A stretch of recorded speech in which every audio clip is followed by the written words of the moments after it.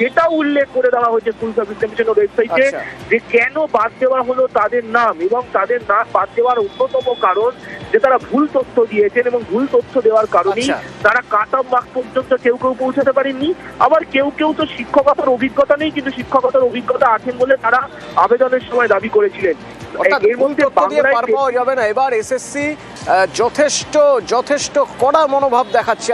Welcome back to another new video N ST bio live with life science. দেখো, SLST নবম দশমের result গতকাল প্রকাশ হয়েছে। অনেকেই রেজাল্ট দেখেছে, তাদের মধ্যে কিছু তথ্য পাওয়া যাচ্ছে কেমন হয়েছে কোন কোন সাবজেক্টে, এবং ওভারঅল রেজাল্টটা কিন্তু ক্লিয়ার পিকচার পাওয়া যাচ্ছে না। অনেকে রেজাল্ট দেখতে পায়নি। অবশ্যই এই ভিডিওতে কমেন্ট করে জানাবে তোমার সাবজেক্ট ক্যাটাগরি এবং কত মার্কস পেয়েছে, দিলে আমরা হয়তো এক্সপেক্টেড একটা কাট অফ দিতে পারবো। তো যাই হোক, এখনও পর্যন্ত পাওয়া তথ্যের উপর ভিত্তি করে কেমন কাট অফ যেতে পারে নবম দশমে, এবং ফ্রেশারদের জন্য কতটা সুযোগ থাকছে কিনা সে বিষয়ে আলোচনা করব।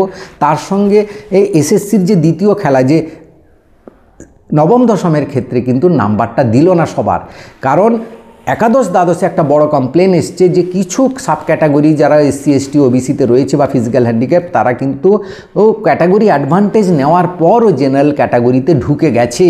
আর এটা যদি সত্যি প্রমাণিত হয় তাহলে আবার একটা মামলা হবে, আবার এসএসসি পড়বে বিপাকে, এবং সেই খেলাটা করার জন্য কি এই কারচুপি যে পুরো পিডিএফটা প্রকাশ করলো না, পুরো সবাই সবার রেজাল্টটা দেখতে পেলো না, যে যার নিজের রেজাল্টটা দেখে চুপচাপ বসে থাকলো, ওভারঅল কোনোই ধারণা কেউ কিছু করতে পারলো না, এই খেলাটাও বুঝতে হবে। এবং গতকাল সুপ্রিম কোর্টে যে মামলা হলো, সেটা 26 তারিখের যে পরবর্তী মামলা রয়েছে, কোন দিকে ঘুরতে পারে, যে এক্সপিরিয়েন্সের 10 নাম্বার শুধুমাত্র যোগ্য টিচাররা কি পাবে, না যদি সবাই পায় কীরকম বিপাক তৈরি হবে, বা শুধু যোগ্য টিচাররা যদি পায় তাহলে ফ্রেশারদের জন্য একটা বিরাট বড় সুযোগ আসবে। এই সম্পর্কে আলোচনা করব, তাই ভিডিওটা শেষ পর্যন্ত দেখো। ভালো লাগলে লাইক করে বন্ধুদের শেয়ার করে দিও, চ্যানেলে নতুন হলে চ্যানেলটা সাবস্ক্রাইব করে নিও। দেখো, নবম দশমের এখনও পাওয়া বিভিন্ন সাবজেক্টের মানে হাতে গোনা কয়েকটি তথ্যের উপর ভিত্তি করে যা জানা যাচ্ছে, রেজাল্ট কিন্তু নবম দশমের রেজাল্ট কিন্তু অনেকেই ভালো নাম্বার পেয়েছে, অনেকে হয়তো স্যাটিসফ্যাকশান হয়নি তাদের রেজাল্টে। তো যাই হোক, কিছু কিছু সাবজেক্টে যারা ফুল মার্কস মানে কি, যে নাম্বারগুলো ভুল ছিল প্রশ্নগুলো, সেগুলো কিন্তু নাম্বার অ্যাড হয়েই এই রেজাল্টটা বেরিয়েছে। কিন্তু এসএসসির যে দ্বিতীয় খেলাটার কথা বলছিলাম, যে খেলাটা নবম দশমে খেললো, একাদশ দ্বাদশে সেই বুদ্ধিটা কোলায়নি, তাই তারা খেলতে পারেনি। নবম দশমের ক্ষেত্রে পুরো লিস্ট প্রকাশ করলো না, কারণ পুরো লিস্ট প্রকাশ করলে কি কতজন এক্সপিরিয়েন্সে 10 নাম্বার পাচ্ছে, কতজন কোথায় কি কোন সাবজেক্টে কত নাম্বার পেয়েছে, সেটা কিন্তু পিকচার ক্লিয়ার হয়ে যাবে। তখন সবাই অনেক কিছু বুঝতে পারবে ভেতরের কি কোথায় কিছু কারচুপি হলো, সেই তাতে আবার একটা আন্দোলন হবে, আবার রাস্তায় নামবে, সেই আন্দোলনকে ভয় পাচ্ছে। এবং গতকাল যে আন্দোলন দেখিয়েছে আমাদের জেনারেশন জি, তাতে কিন্তু এসএসসির কিন্তু এবং রাজ্য সরকারের কিন্তু একটা বিরাট চাপের সৃষ্টি হবে, এবং শূন্য পদ সংখ্যা কিন্তু বাড়ানোর জন্য এই ব্যাপারটাকে চালিয়ে যেতে হবে।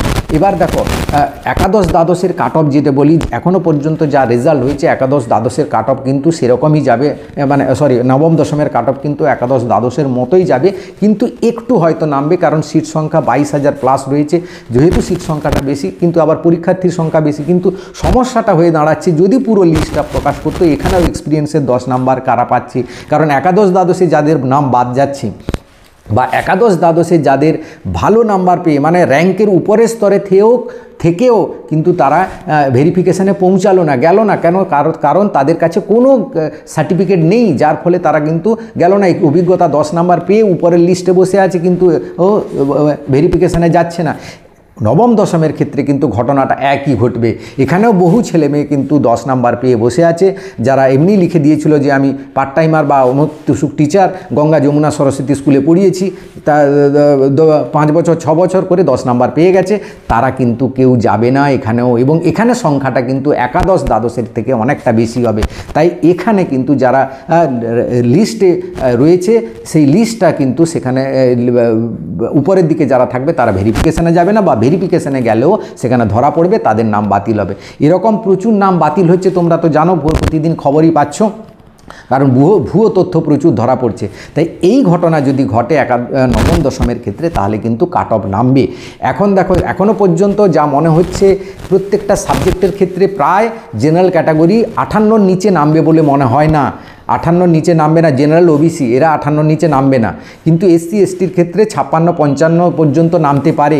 কিন্তু শূন্য পদ যদি বাড়ে বা এই যে ডুপ্লিকেসি করে রেখেছে যারা এক্সপিরিয়েন্সের 10 নাম্বার, তারা যদি কম নামে তখন হয়তো সেটা 58 থেকে কমে 56-57 বা 55 পর্যন্ত জেনারেল ক্যাটাগরিতে নামতে পারে, বা অন্যান্য সাব ক্যাটাগরিতে তারা তখন 52-53 পর্যন্ত নেমে যাওয়ার সম্ভাবনা রয়েছে। না হলে কিন্তু কাট অফ কমার কোনো আমি আশা করছি না, এরকম একটা ব্যাপার হয়ে দাঁড়িয়েছে। এবার দেখো, গতকাল সুপ্রিম কোর্টে তেমন কিছু শুনানি হয়নি।